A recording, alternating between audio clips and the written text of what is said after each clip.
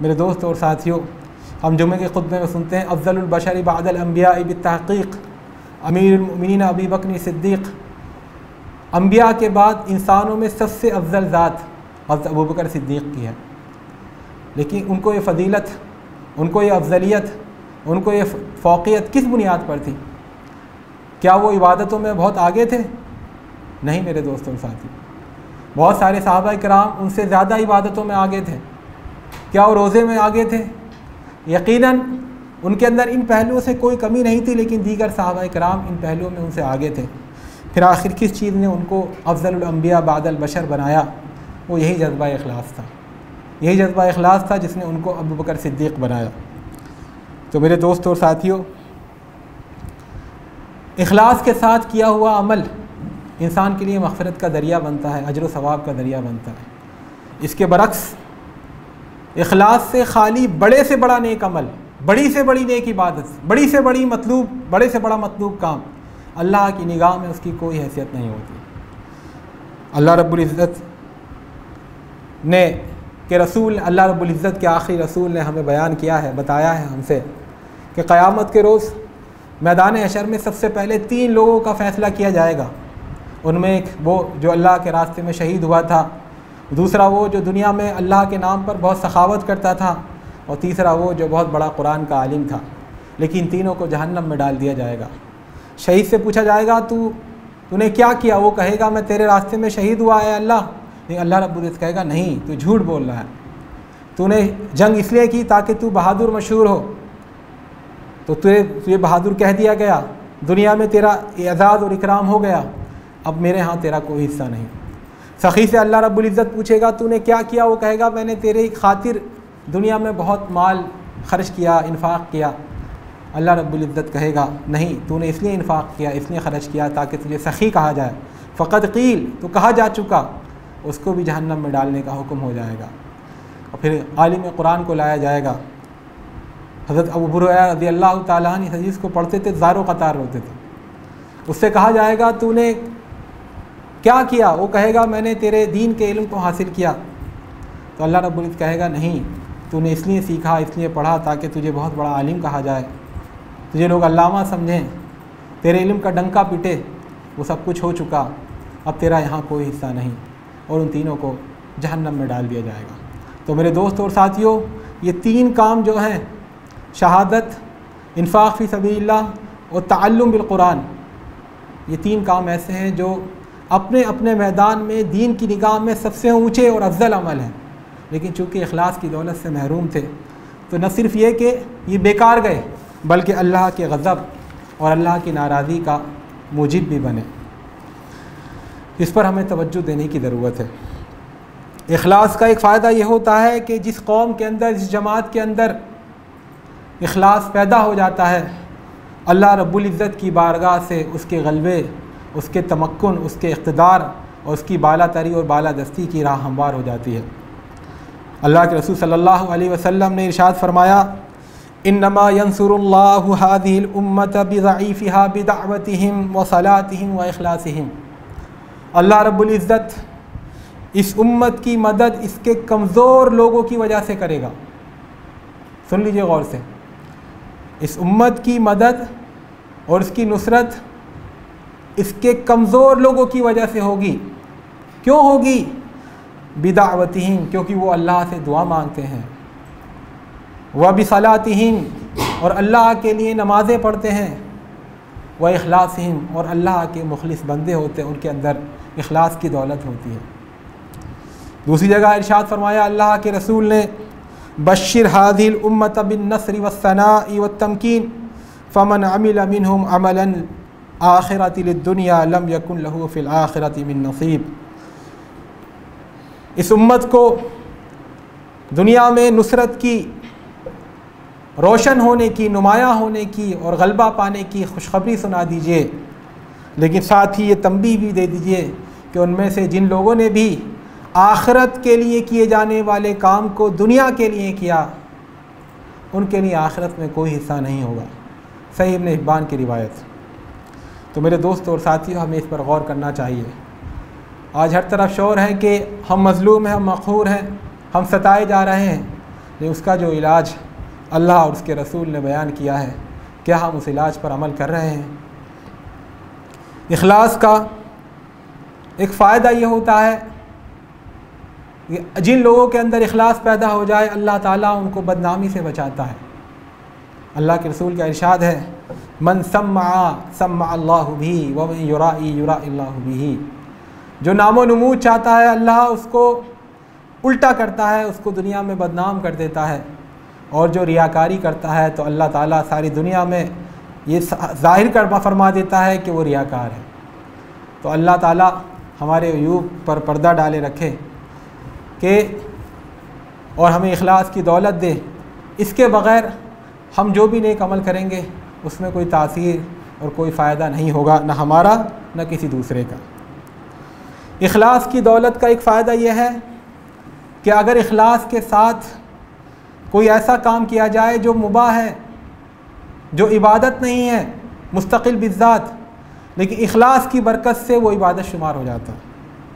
अल्लाह के रसूल ने एक बार अपनी मजलिस में बैठकर कहा, और जैसे मैं आपसे बयान कर रहा हूँ और आपको सुनकर शायद ताज्जुब हो, वैसे ही सहाबा इकराम को ताज्जुब हुआ। आपने फरमाया, तुम में से कोई अपनी अहलिया के पास जाता है और उससे अपनी ख्वाहिश पूरी करता है तो उसके अंदर भी उसके लिए अजर व सवाब है। सहाबा इकराम को ताज्जुब हुआ, ए अल्लाह के रसूल। फरमाया अल्लाह के रसूल, वफ़ी बुज़ई अहदिकुम सदक़ा। लोगों ने ताज्जुब किया, अल्लाह के रसूल ऐसा कैसे? आपने फरमाया, अरअयत लौ वदअहा फ़ी हरामिन अकान अलैहि विज़रुन फ़कज़ालिक इज़ा वदअहा फ़ी हलालिन कान लहु अज्रुन। तुम क्या समझते हो, अगर वो हराम कारी करता तो उसे गुनाह होता? तो अगर उसने हराम कारी नहीं की, जो अल्लाह ताला ने जायज़ ज़राए पैदा किए, उनसे अपनी ख्वाहिशात को पूरा किया तो उसके लिए सवाब भी है।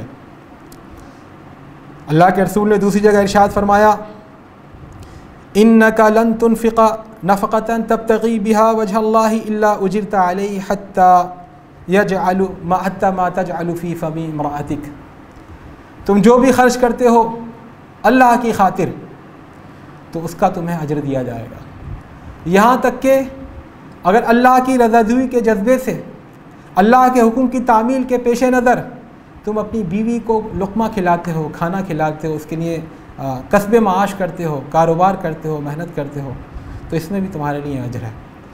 ये जाहिर सी बात है, खालिसन वो काम है जो आम इस्तिलाह में दुनियादारी के काम है। लेकिन देखिए, अगर इखलास इंसान के अंदर पैदा हो जाए और वो इन कामों के ज़रिए अल्लाह की रज़ाजुई को अपना मतबह नज़र बना ले तो ये काम उसके हक़ में इबादत हो जाते हैं। इसके बरक्स हमारे लिए तंबीह भी है कि वो काम, बड़े से बड़ा काम जो इबादत हो, बड़े से बड़ी नेकी, बड़े से बड़ा अच्छा काम जिसको दुनिया में लोग समझते हैं बड़ा खुदा के करीब पहुंचा देने वाला काम है, अगर उसके अंदर इखलास की सिफत ख़त्म हो जाए, नापैद हो जाए, तो वो बेकार और ज़ाया हो जाता है। या अय्युहल्लज़ीना आमनू ला तुब्तिलू सदक़ातिकुम बिलमन्नि वल अज़ा कल्लज़ी युनफ़िक़ु मालहु रिआअ अन्नास। ऐ ईमान वालो, अपने सदक़ात को बातिल मत करो एहसान जताकर या तकलीफ़ देकर। उस शख्स की मानिंद जो अपने माल को लोगों को दिखाने के लिए करता है, उसका आखिरत में कोई अजर नहीं। इखलास का एक फ़ायदा, 9 नंबर वाला फ़ायदा, इखलास का फ़ायदा ये होता है कि आदमी अगर इखलास के साथ किसी काम के करने की नियत भी कर ले तो अल्लाह के मीज़ान में उसके लिए लिख दिया जाता है कि उसने वो काम कर दिया, अगरचे वो काम ना कर सके। अल्लाह के रसूल ग़ज़वे में जाया करते थे, जिहाद पर निकला करते थे, उसमें हर एक अपना घोड़ा लेकर आए, अपना हथियार लेकर आए। बहुत से सहाबा इकराम फ़ुक़रा होते थे, नादार होते थे, उनके पास घोड़ा नहीं होता था, सफ़र ख़र्च नहीं होता था। अल्लाह के रसूल जब उनको वापस लौटाते थे वो रोते थे। तो अल्लाह के रसूल ने फ़रमाया सहाबा इकराम से, इन्ना अक़वामन खल्फ़ना बिलमदीनती मा सलकना शअबन वला वादियन इल्ला वहुम मअना हबसहुमुल उज़्र। कुछ लोग ऐसे हैं हमारे पीछे मदीने में जिन्होंने हमारे साथ हैं, जो हमने जो भी वादी तय करी, जो भी मरहला तय किया, वो हमारे साथ रहे और उनको उसका अजर मिलेगा। वजह ये थी कि उनको उज़्र ने रोक लिया, उनकी नीयत में इखलास था, वो अल्लाह के रास्ते में निकलना चाहते थे लेकिन असबाब मैसर नहीं थे, परेशानियाँ बीच में हाइल थीं। तो अल्लाह रब्बुल इज़्ज़त की ज़बान से ये नवेद उनको सुनाई गई कि वो ना जाने के बावजूद भी अजर सवाब में बराबर के शरीक और सहीम हैं। दूसरी जगह अल्लाह के रसूल ने इरशाद फरमाया, मन अता अला फ़िराशिही व हुवा यन्वी अन यक़ूम युसल्ली मिनल लैली फ़ग़लबतहु ऐनाहु हत्ता अस्बहा कतब लहू मा नवा कुतिब लहू मा नवा व कान नौमुहु सदक़तुन अलैहि मिन रब्बिही। जो शख्स अपने बिस्तर पर पहुँचे और ये इरादा करके सोए कि मैं रात को उठूँगा, तहज्जुद पढ़ूँगा, नमाज पढ़ूँगा, लेकिन उसकी आँख लग जाए, उसकी आँख बेदार ना हो सके और वो सुबह करे, सुबह ही उठ पाए, तो अल्लाह रब्बुल इज़्ज़त उसकी मुखलिस नियत की वजह से उसके दफ्तर अमल में लिख देगा कि रात में उसने तहज्जुद की नमाज़ पढ़ी, उसने इबादत की और उसने जो नींद उसको मिली है ये अल्लाह की तरफ से उसके लिए इनाम हो गया। मेरे दोस्तों और साथियों, अल्लाह के रसूल ने ये फरमाया है, मन माता वलम यग़ज़ु वलम युहद्दिस बिही नफ्सहु माता मीततल जाहिलिया। जिस दिल में जो शख्स ज़िंदगी गुजारे, न कभी जिहाद करे, न जिहाद की कभी नियत करे, उसकी मौत जाहिलियत की मौत है। तो शहादत मोमिन का मतलूब व मकसूद होता है, लेकिन बहुत सी जगह असबाब नहीं होते, वसाइल नहीं होते, हालात नहीं होते, इम्कानात नहीं होते, मौक़े नहीं होते। उसके लिए अल्लाह रब्बुल इज़्ज़त का कितना बड़ा एहसान है कि उसने हमारे लिए ये दरवाज़ा खोल दिया, अपने रसूल की ज़बानी ये ऐलान करा दिया, मन साल शहादत बिसिद्क़िन बल्लग़हुल्लाहु मनाज़िल शुहदा व इन माता अला फ़िराशिही। जो सच्चे दिल से शहादत की तमन्ना करे, दुआ करे, तो अल्लाह रब्बुल इज़्ज़त इस मुखलिसाना दुआ की वजह से उसको शुहदा के मर्तबे तक पहुँचा देता है, अगरचे वो अपने बिस्तर पर ही मरे। तो मेरे दोस्तों और साथियों, सही बुखारी और सही मुस्लिम की हदीस हमने बारहा तकरीरों और किताबों में पढ़ी होगी, तकरीरों में सुनी होगी कि अल्लाह का एक नेक बंदा इस जज्बे के साथ रात में माल लेकर निकला कि मैं किसी अल्लाह के बंदे या बंदी को माल दूंगा और ताकि मेरा ये सदका करना छुपा रहे। तो रात में वो निकला तो एक घर के दरवाज़े पर उसको महसूस हुआ वो घर नादार है, गरीब है। उसने उस दरवाज़े पर वो सदक़े का सामान रख दिया, वो रकम रख दी। सुबह मालूम हुआ और लोगों में उसका चर्चा हुआ कि वो घर तो एक तवायफ़ का घर था, एक ज़िनाकार और बदकार औरत का घर था। लोगों में चर्चा हुआ, अरे पता नहीं कौन अल्लाह वाला था, कितना बेवकूफ़ था कि वो अल्लाह के रास्ते में जो माल देने निकला था वो एक ज़िनाकार औरत को दे गया। उसने फिर नियत की और अगले दिन फिर निकला और फिर उसने अपने अंदाज़े से एक मकान के बाहर वो सामान रख दिया जो सदका वो निकालना चाहता था। अगले दिन लोगों ने देखा वो मकान तो मालदार आदमी का मकान है। फिर लोगों में चर्चा हुआ कि बताइए कैसा वो सादा इंसान है कि अल्लाह के रास्ते में देने के लिए निकला था, लेकिन आज जो है वो किसी ऐसे शख्स को दे गया जो मुस्तहिक़ ही नहीं था, वो तो ख़ुद मालदार है।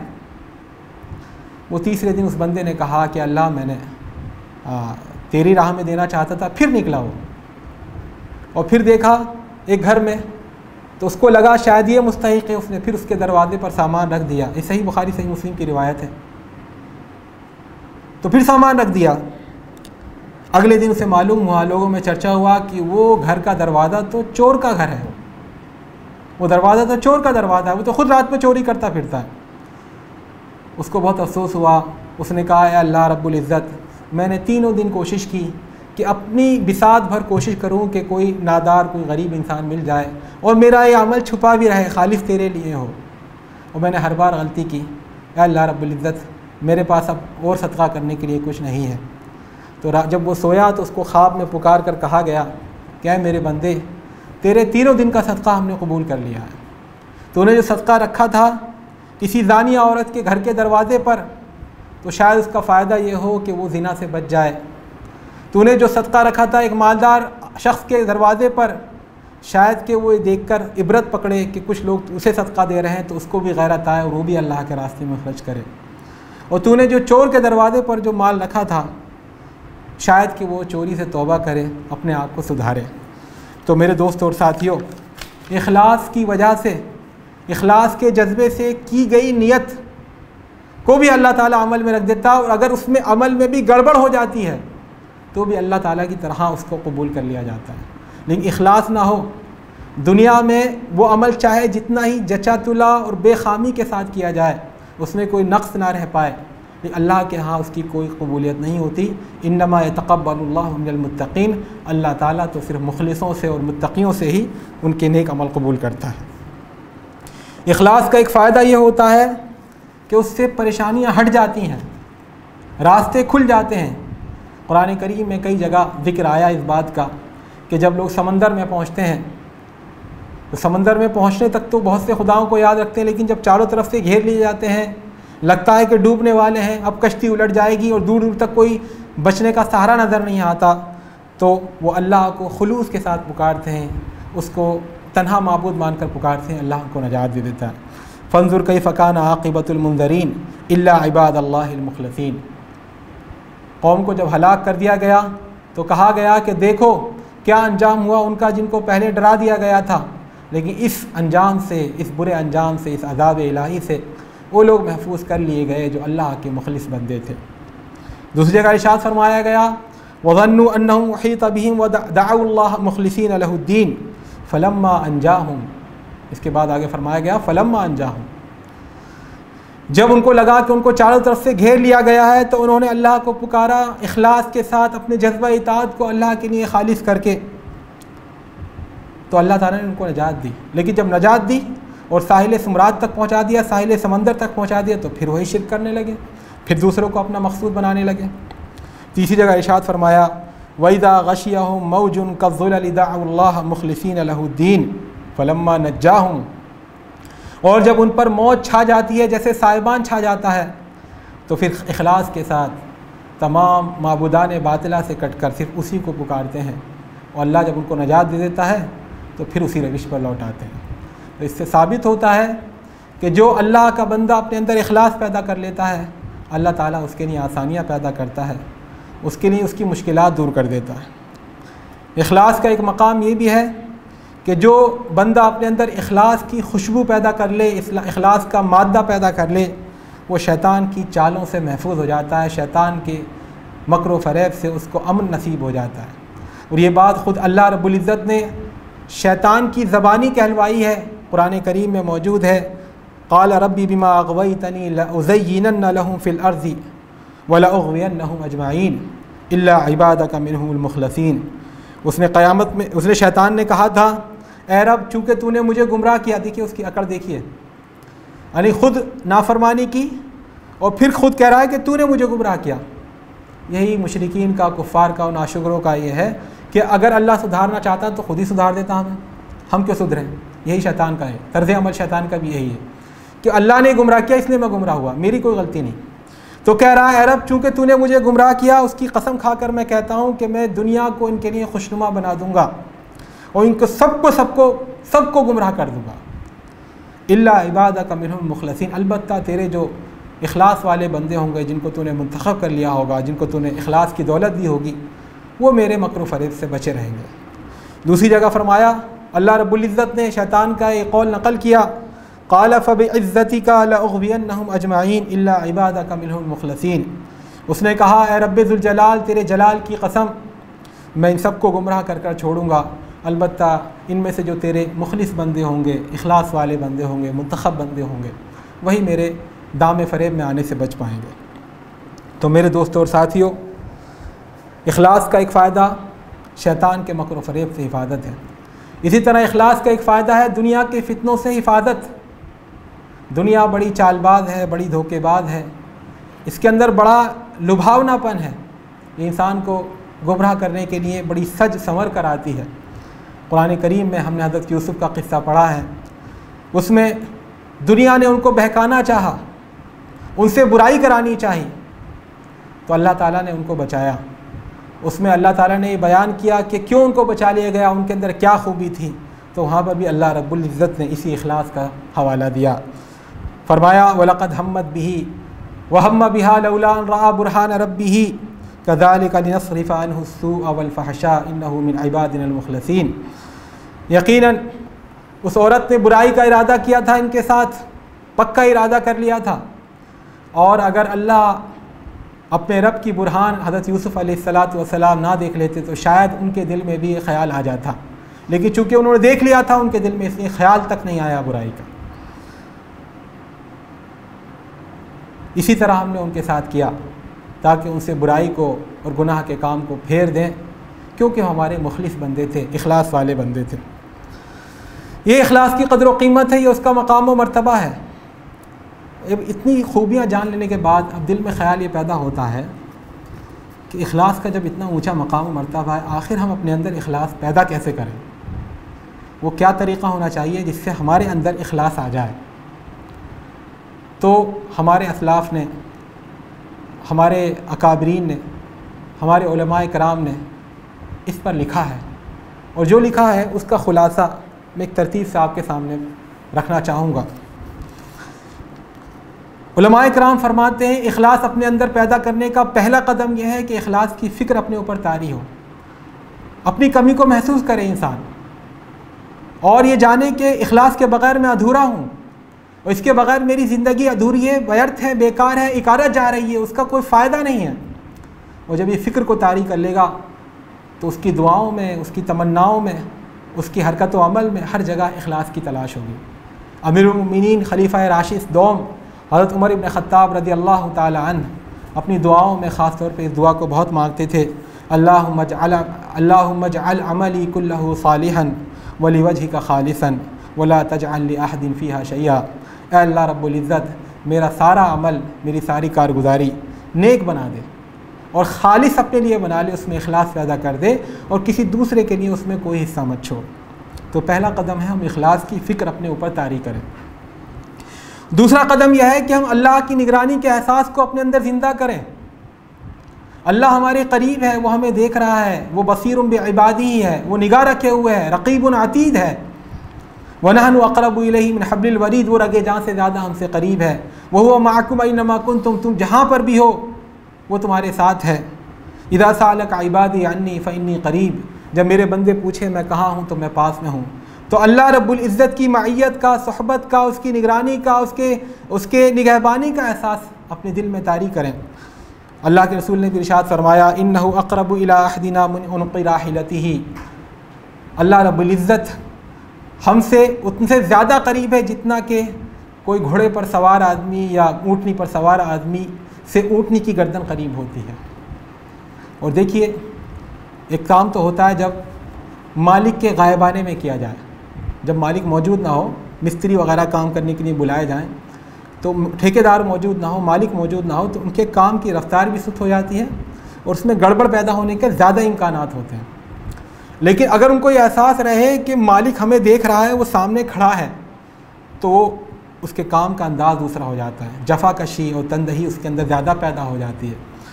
तो कुरान करीम ने जहाँ हमें ये बताया है कि अल्लाह ताला हमारे करीब है, वहीं ये भी बताया है कि हमारे ऊपर निगरां है। तो जब अल्लाह हमारा मालिक है, हमारा खालिक है, तो और हमें मालूम है कि हमें देख रहा है, तो हमारी हर एक्टिविटी का अंदाज़ बदल जाना चाहिए। अल्लाह ताला इरशाद फरमाता है, वमा तकूनु फ़ी शानिन वमा ततलू मिन्हु मिन क़ुरआनिन वला तअमलूना मिन अमलिन इल्ला कुन्ना अलैकुम शहीदा, इल्ला कुन्ना अलैकुम शुहूदा। और ए नबी करीम सल्लल्लाहु अलैहि वसल्लम, आप जिस मामले में भी होते हैं और आप कुरान जो भी तिलावत करते हैं और तुम लोग जो भी अमल करते हो, हम उस पर हाजिर हैं, हम उसके निगरां हैं।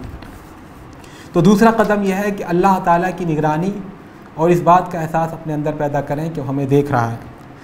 तीसरा कदम यह है कि हम अपने आप को यकीन दिलाएं कि इखलास से खाली होकर के बड़े से बड़ा अमल भी बेकार है और इखलास के साथ छोटे से छोटा अमल भी मुफीद है। हल अता का हदीसुल गाशिया, ए मुखातब क्या तुझ तक इत्तला पहुँची छा जाने वाले अज़ाब की, छा जाने वाली क़यामत की।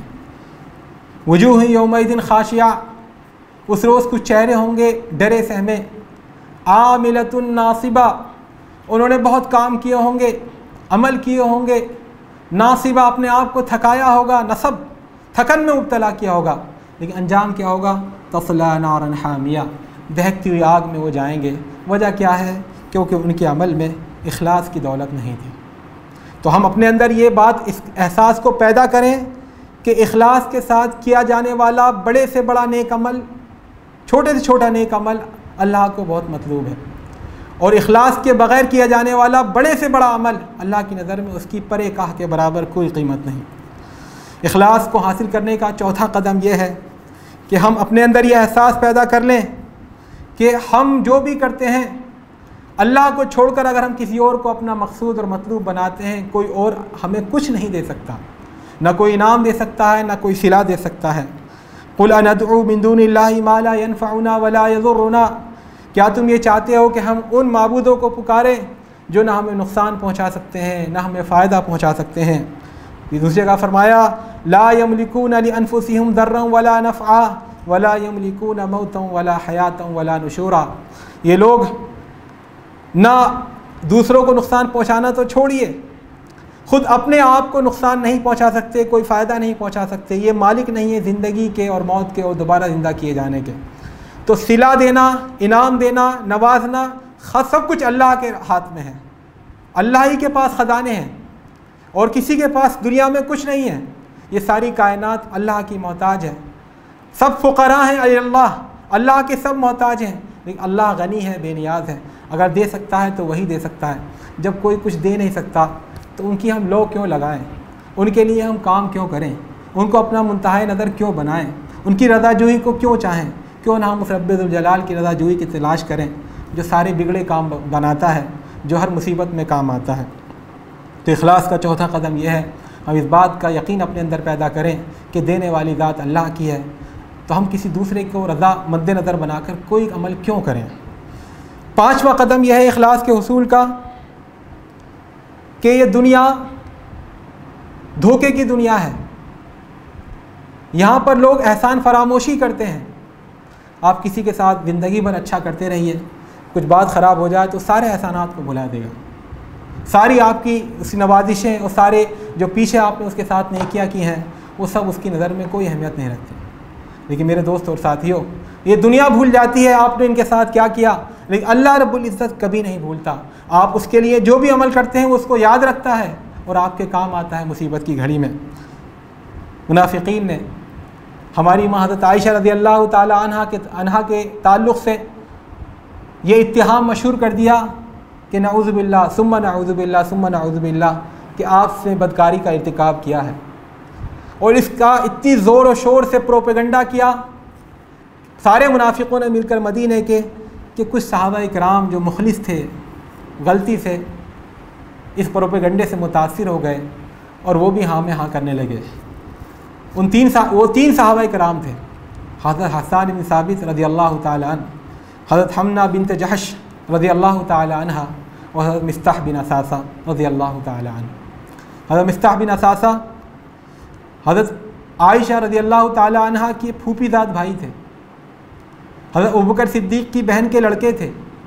और चूँकि वो बहन विधवा हो चुकी थी, बेवा हो चुकी थी, तो उनकी कफ़ालत का, उनके अखराजात को उठाने की ज़िम्मेदारी भी हज़रत अबू बकर सिद्दीक़ ही अदा करते थे। गोया के हज़रत अबू बकर सिद्दीक़ के भतीजे भी थे और हज़रत अबू बकर सिद्दीक़ के कफ़ालत में भी थे और हज़रत अबू बकर सिद्दीक़ के ख़र्च पर वो बड़े भी हुए थे। लेकिन ये भी बहरहाल उसमें आ गए, अपनी ये मामूज़ात बहन के ख़िलाफ़ इनकी ज़बान मुनाफिकीन के प्रोपेगंडे से मुतासिर हो गए और उन्होंने भी हज़रत आयशा के ताल्लुक़ से ये बहतान तराशी की जो तहमत, ये बहतान तराशी और ये तहमत जो थी उसको मान लिया, सच मान लिया। बाद में सूरह नूर की आयत नाजिल हुई और हज़रत आयशा की बरात का ऐलान कर दिया गया, इन्नल्लज़ीना जाऊ बिल इफ़्कि उस्बतुम मिनकुम ला तहसबूहु शर्रन लकुम बल हुवा खैरुल लकुम। ये झूठ बनाकर जो लोग आए हैं वो तुम्हारी एक जमात है, उनको तुम बुरा, इस झूठ को तुम बुरा मत समझो, ये तुम्हारे लिए बेहतर है। इससे मालूम हो गया कि तुम्हारे अंदर अभी क्या क्या खामियां हैं, इससे मालूम हो गया कि अभी तुम्हारे अंदर कुछ क्या क्या पहलू ऐसे रह गए हैं जिनकी इस्लाह होनी चाहिए। बहरहाल जब ये आयतें नाजिल हुई और हज़रत आयशा की बरात 7 आसमान से ऊपर से अल्लाह ताला ने नाजिल फरमा दी। अब पूरे मदीने में इन तीनों सहाबा जिनके मैंने आपके सामने नाम लिए, सब इनको थू थू कर रहे थे, सब इनको बुरा भला कह रहे हैं, सब इनको लान तान कर रहे हैं कि तुमने चुप क्यों नहीं रहे, तुमने अपनी ज़बान क्यों खोली इसके बारे में, तुम्हें शर्म आनी चाहिए थी। देखिए ऐसा मौका था, हमारी माँ का मसला था और माँ पर जब बात आती है तो आदमी अकल आपे से बाहर हो जाता है। हज़रत आयशा तो हमारी माँ से भी ज़्यादा मुक़द्दस हैं, तो उनका मसला था। और नबी अकरम सल्लल्लाहु अलैहि वसल्लम के घर का मसला था। 30-40 रोज़ तक अल्लाह के नबी टेंशन में रहे थे। उस पर इन लोगों को जितना बुरा भला कहा जाता कम नहीं था। लेकिन मेरे दोस्तों और साथियों, ये हज़रत मिस्ताह बिन असासा रज़ी अल्लाह ताला अन्हु, जो इनसे गलती हो गई, इन्होंने अपनी गलती से तौबा की और एतराफ़ किया मुझसे गलती हो गई। और जो कोड़े मिलते हैं किसी पर इल्ज़ाम लगाने की सज़ा के तौर पर, वो इन्होंने कोड़े खाए। लेकिन मेरे दोस्तों और साथियों, सब लोग थू थू कर रहे थे, सब लोग बुरा भला कह रहे थे। लेकिन चूँकि ये सहाबी बदरी सहाबी हैं, ग़ज़वा बदर में शरीक हुए हैं, मुहाजिर सहाबी हैं, अल्लाह के रास्ते में इन्होंने हिजरत की है, अल्लाह के लिए मुखलिसाना इन्होंने बहुत सारी नेकियां की हैं। अल्लाह रब्बुल इज़्ज़त ने इस मौके पर, जबकि सारी दुनिया इनके ख़िलाफ़ थी, अल्लाह रब्बुल इज़्ज़त इनके दिफ़ा में आया और इनकी तरफ से उसने दिफ़ा किया। हज़रत अबू बकर सिद्दीक़ को जब मालूम हुआ कि मिस्ताह भी मुनाफिकीन के प्रोपेगंडे का शिकार हो गए, तो अबू बकर ने कसम खाई कि मैं आज से उनसे बोलूँगा नहीं और उनको अब ख़र्चा वगैरह नहीं दूँगा, मुझसे मेरा कोई ताल्लुक़ नहीं। तो कुरान करीम की आयत नाज़िल हुई जिसमें कहा गया, वला यअतली उलुल फ़ज़्लि मिनकुम वस्सअति अन युअतू उलिल क़ुरबा वल मसाकीन वल मुहाजिरीन फ़ी सबीलिल्लाह वलियअफ़ू वलियस्फ़हू अला तुहिब्बून अन यग़फ़िरल्लाहु लकुम वल्लाहु गफ़ूरुर रहीम। और जो साहिब हैसियत लोग हैं, अल्लाह ताला ने जिनको फ़ज़ल दिया है, वो ये कसम ना खाएँ कि हम आज से रिश्तेदारों को नहीं देंगे, मसाकीन को नहीं देंगे, अल्लाह के रास्ते में हिजरत करने वालों को नहीं देंगे। उनको चाहिए कि माफ़ करें, अफ़्व दरगुज़र से काम लें। अरे क्या तुम लोग नहीं चाहते हो कि अल्लाह तुम्हारी मग़फ़िरत फरमा दे? बेशक अल्लाह गफ़ूरुर रहीम है। जब यह आयत नाज़िल हुई, अल्लाह के नबी अकरम सल्लल्लाहु अलैहि वसल्लम ने यह आयत पढ़कर सुनाई। हज़रत अबू बकर सिद्दीक़ भी थे, और जब इस टुकड़े पर पहुँचे, अला तुहिब्बून अन यग़फ़िरल्लाहु लकुम, क्या तुम नहीं चाहते कि अल्लाह तुम्हें माफ़ करे? तो रो पड़े हज़रत अबू बकर, कहा मैं चाहता हूँ। और फिर ज़िंदगी भर न सिर्फ ये कि हज़रत मिस्ताह से बोलते रहे, बल्कि जो देते थे उससे ज़्यादा देते रहे। तो मैं अर्ज़ ये कर रहा था, देखिए सारी दुनिया नाराज़ थी, सारी दुनिया दुश्मन बन गई थी, लेकिन अल्लाह के बंदे ने जो काम इखलास के साथ किए थे, अल्लाह ताला ने उनको याद रखा और उनका पार्ट लिया, उनकी तरफ से बोला और कहा कि वो मुहाजिर हैं, वो मुहाजिर हैं, उन्होंने अल्लाह के रास्ते में घर बार को छोड़ा है, वो बदरी सहाबा हैं और उनका मकाम मर्तबा है। और एक वाक़या हमने सुना होगा, सही बुखारी और सही मुस्लिम में भी मौजूद है, वो कि 3 आदमी जा रहे थे, रास्ते में बारिश शुरू हो गई रात में। उन तीनों ने भाग कर एक गार में पनाह ली, एक पहाड़ के अंदर। बारिश बहुत मूसलाधार थी, बहुत तेज़ हवाएं चल रही थी, उसकी वजह से ऊपर से एक चट्टान लुढ़की और लुढ़कते लुढ़कते आकर ठीक इनके गार के मुंह पर आकर गिरी और वहाँ फिट हो गई, वहाँ से जम गई। तीनों गार के अंदर महबूस, घुप का आलम, उनको समझ हाथ को हाथ सुझाई नहीं दे रहा, अब क्या करें, यहाँ कोई आवाज़ भी नहीं सुनेगा, कैसे इस मुसीबत से बाहर निकलें। तो इन्होंने बहुत ज़ोर लगाया, लेकिन चट्टान टस से मस न हुई। तो इन्होंने कहा कि मेरे भाइयों, हम अपनी ताकत के बूते पर तो अब यहाँ से नहीं निकल सकते, आए क्यों ना हम किसी अल्लाह रब्बुल इज़्ज़त से दुआ करें और अपने किसी एक ऐसे नेक अमल का हवाला दें जो हमने इखलास के साथ सिर्फ अल्लाह के लिए किया था। तो तीनों ने अपने एक एक अमल का हवाला दिया। एक ने कहा, ए अल्लाह रब्बुल इज़्ज़त, मेरे पास एक मज़दूर था, वो मुझसे किसी काम से अचानक चला गया, उसके घर कोई बीमार था, क्या वजह थी, और उसने मुझसे दिन की दिहाड़ी नहीं ली, उजरत नहीं ली। जब वो चला गया, उसकी उजरत मेरे पास रह गई, तो मैंने उसकी उजरत को कारोबार में लगा दिया। कारोबार मेरा तरक्की करता रहा, उसकी उजरत बढ़ती चली गई। यहाँ तक कि 8-10 साल बाद जब वो मेरे पास आया तो उसने कहा, मुझे वो उजरत दे दी है, मैं एक दिन आपके यहाँ काम किया था और बग़ैर उजरत लिए चला गया था। तो मैंने कहा, ये जो सारी बकरियाँ और ये ऊँट और गाय तुम्हें नज़र आ रही हैं, ये सब तुम्हारी उजरत है। उसने कहा, अल्लाह के बंदे मजाक मत करो। मैंने कहा, मजाक नहीं है, मैंने तुम्हारी उजरत को कारोबार में लगा दिया था, उसमें तरक्की हुई, उसका फ़ायदा हुआ, तो ये सारा फ़ायदा उसी की शक्ल है।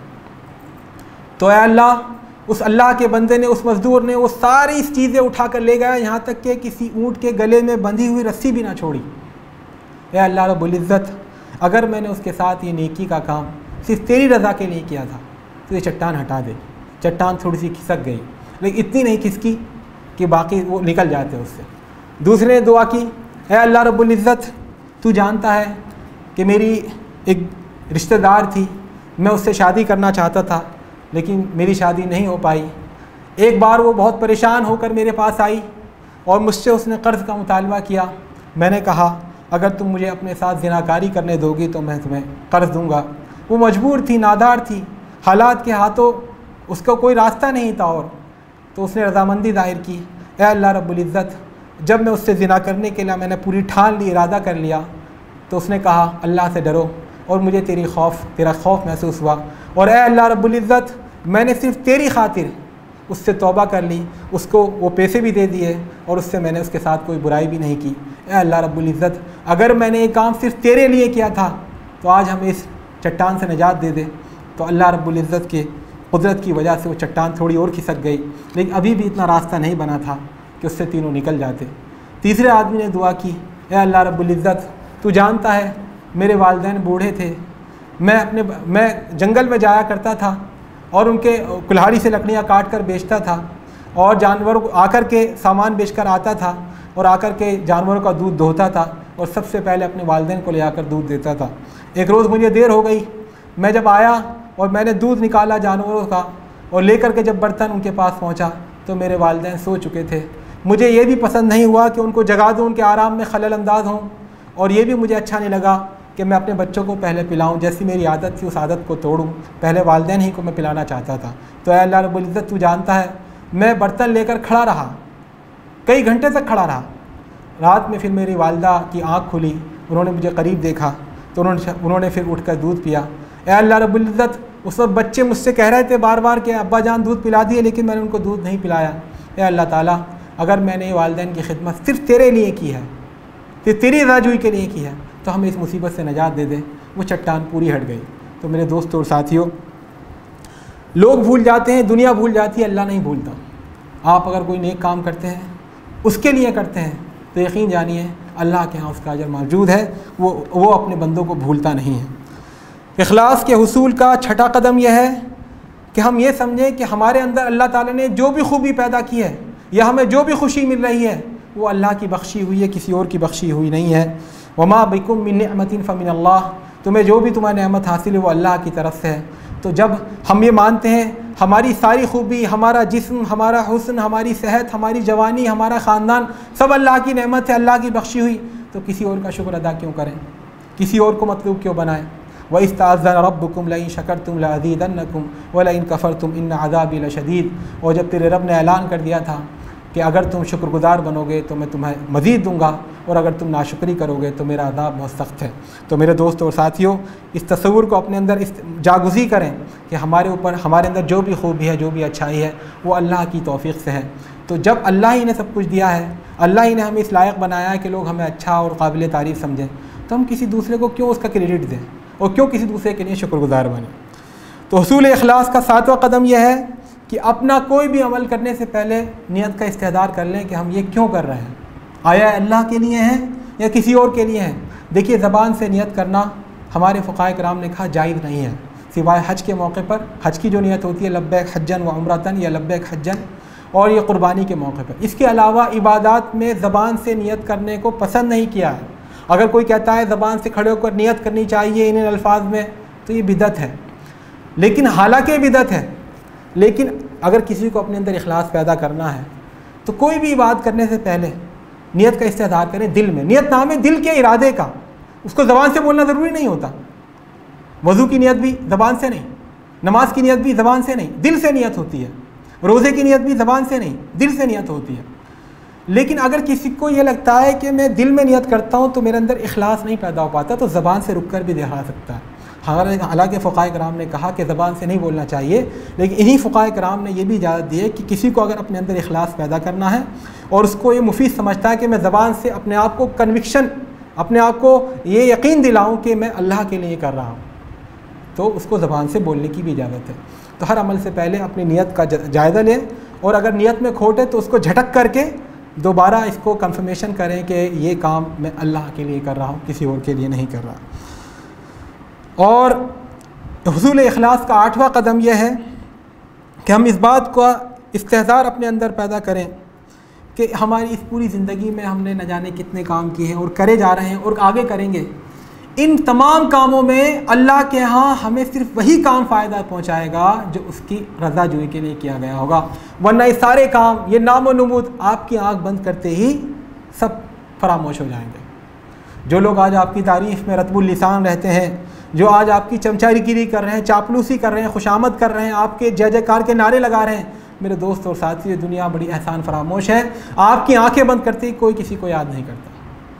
तो इस तवील ज़िंदगी में आप जो भी कर रहे हैं सब दुनिया भुला देगी, कोई याद नहीं रखेगा।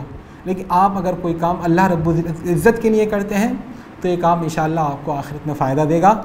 और ये बात ध्यान रख लीजिए कि अल्लाह के अलावा किसी के लिए आप जो भी काम करते हैं, मेहनत करते हैं, रातों को पढ़ते हैं, पसीना बहाते हैं, लेकिन अल्लाह की रज़ा जोई की नियत नहीं है, तो मेरे दोस्तों और साथियों ये काम बेकार है।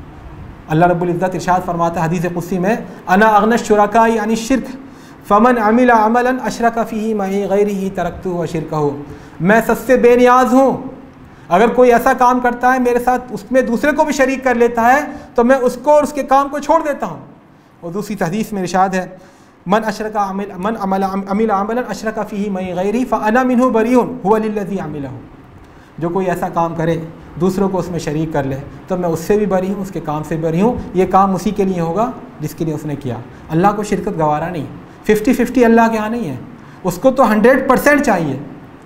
और इसमें आप अपनी औलाद के लिए कमाते हैं, आप इस जज्बे से कमाएं कि मैं अपनी औलाद के लिए इसलिए कमा रहा हूँ क्योंकि अल्लाह रब्बुल इज़्ज़त ने हुक्म दिया है, तो अल्लाह की रज़ाजोई के असल मकसूद है। आप अपने अहल खाना के लिए कमाते हैं, आप कारोबार करते हैं, आप रात को सोते हैं, आप मेहनत करते हैं, आप काम करते हैं, इन सब में ये हो कि अल्लाह रब्बुल इज़्ज़त ने हुक्म दिया है, उसकी शरीयत की मुताबिकत के साथ हम उसकी रज़ाजोई के लिए काम कर रहे हैं। तो ये इस्तेदार पैदा हो जाए तो हमारे अंदर इखलास की दौलत आ जाएगी। इखलास के हुसूल का एक नवा कदम यह है कि हम इस बात का इस्तेदार अपने अंदर पैदा करें कि इखलास के साथ किया गया थोड़ा सा अमल भी अल्लाह की मीज़ान में बहुत ज़्यादा है, और इखलास के बग़ैर किया गया ढेर सारा बड़ा अमल भी अल्लाह के यहाँ कोई हैसियत नहीं रखता।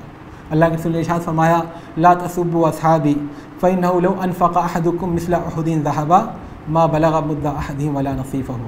मेरे साथ सहाबा इकराम को गाली मत दो, क्योंकि तुम में से, बात के लोगों सुन लो, तुम में से अगर कोई उहद पहाड़ के बराबर भी सोना खर्च कर दे अल्लाह के रास्ते में, तो मेरे किसी सहाबी का खर्च किया हुआ एक मुद या आधा मुद भी नहीं होगा। उहद पहाड़ आप लोगों ने देखा है, मदीने में जाइए, बड़ा लंबा चौड़ा पहाड़ है, एक सिरे से दूसरे सिरे तक, उन्हें यानी कहाँ तक गया है, बहुत लंबा चौड़ा पहाड़ है। उसके बारे में अल्लाह के रसूल ने फरमाया था, हाज़ा जबलुन युहिब्बुना व नुहिब्बुहु, ये पहाड़ हमसे मोहब्बत करता है, हम इससे मोहब्बत करते हैं। तो उसकी एक अहमियत है इस्लाम की तारीख़ में। तो मैं अर्ज़ ये कर रहा था, बहुत बड़ा पहाड़ है, उस पहाड़ के बराबर सोना अगर कोई अल्लाह के रास्ते में ख़र्च करे तो किसी सहाबी के ख़र्च किए हुए मुद 1.25 किलो का होता है, तो 1.25 किलो या उससे भी आधे के बराबर नहीं। वजह क्या है? वजह यही है कि उनके यहाँ हर काम में इखलास की दौलत थी। हमारे यहाँ रियाकारी है, नामो नमूद है, नुमाइश का जज्बा है, मस्जिदें भरी हुई हैं, दीनदारी का पूरा फैशन है, लेकिन मेरे दोस्तों और साथियों, सहाबा इकराम को जो अल्लाह ताला ने जो इम्तियाज़ बख्शा था, वो मा वक़रा फ़ी क़ुलूबिहिम, दिलों में जो उनके इखलास की दौलत जम गई थी, इस वजह से उनका मकाम मर्तबा ऊँचा था। तो अल्लाह ताला क्वांटिटी नहीं देखता, अल्लाह ताला क्वालिटी देखता है। अल्लाह ताला तादाद नहीं देखता, मिक़दार नहीं देखता, वो जज्बा देखता है, वो कैफियत देखता है, आप किस जज्बे से किस काम को अंजाम दे रहे हैं। और हुसूल इखलास का जो एक आखिरी जो हमारे उलमा ने बहुत सारे तरीक़े बयान किए हैं, लेकिन जो एक तरीक़ा मैं यहाँ ख़त्म करने से पहले बयान करना चाहूँगा, वो यह है कि अपने ज़्यादा से ज़्यादा आमाल को छुप कर अंजाम देने की कोशिश करें। हम जिस समाज में जी रहे हैं और जिस तहज़ीब के ज़ेर साया हम जी रहे हैं, ये दज्जाली तहज़ीब है। इसमें हर अमल को नमूद व नुमाइश का ज़रिया बना दिया गया है।